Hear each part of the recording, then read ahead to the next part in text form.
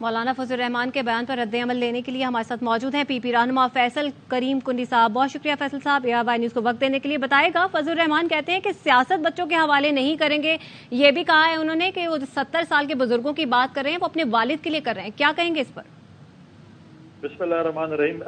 پہلے تو عرض ہے مولانا صاحب کے لیے کہ زرداری صاحب کی عمر ابھی تک 70 سال نہیں ہوئی. اگر وہ چیک کر لیں سینئر سیاستدانوں میں سب سے کم عمر میرے خیال میں زرداری صاحب اس وقت ہیں.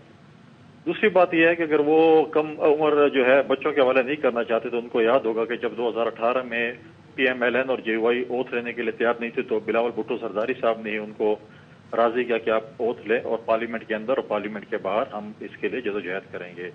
اس کے بعد جب PDM کی بنیاد رکھی گئی تھی تو بلاول بھٹو زرداری صاحب نے ہی APC بلائی تھی جہاں پر PDM کی بنیاد رکھی گئی تھی اور مولانا فضل الرحمان صاحب اس PDM کے صدر بنے تھے.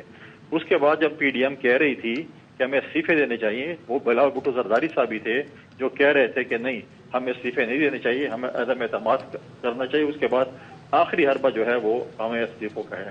تو یہ تین چیزوں جہاں تھا. اور پھر اس کے بعد جب حکومت آئی جس میں مولانا صاحب کے بیٹے بھی اور باقی بھی وزیر رہے تو یہ ان نوجوان کی جو ہے سوچ تھی جنہوں نے ان سینئر سیاستدانوں کو اس جگہ پر لا کے کھڑا کیا جب انہوں نے PTI کے خلاف عدم اعتماد کیا اور اس کے بعد یہ حکومت میں آئے. اچھا کنڈی صاحب, ابھی تھوڑی دیر پہلے رانا ثناء اللہ صاحب بھی پریس کانفرنس کر رہے تھے. انہوں نے بھی بلاول بھٹو کو تنقید کا نشانہ بنایا اور انہوں نے کہا کہ اس قسم کی زبان استعمال نہ کریں ورنہ ہم بھی مجبور ہو جائیں گے. تو کیا ہم نے PTI والی زبان استعمال کی؟ جب PTI بولتی تھی اس وقت تو یہ لوگ خاموش ہوتے تھے. ہم اس لیول پہ نہیں جائیں گے اور نہ ہمیں اس کی تربیت ہے کہ ہم گالم گلوچ پہ جائیں. جب آپ بولیں گے کہ ہمارا میچ فکس ہو چکا ہے اور ہماری بات ہو چکی ہے اور آپ چوتھی دفعہ وزیر اعظم سلیکٹ ہو کر آنا چاہتے ہیں تو پھر آپ ہم نہیں بولیں گے تو کیا؟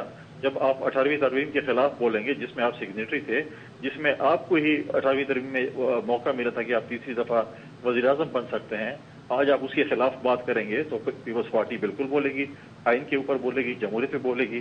اور ہم نے تو کہہ دیا کہ آپ دیکھیں ٹرانزیشن ہونی چاہیے.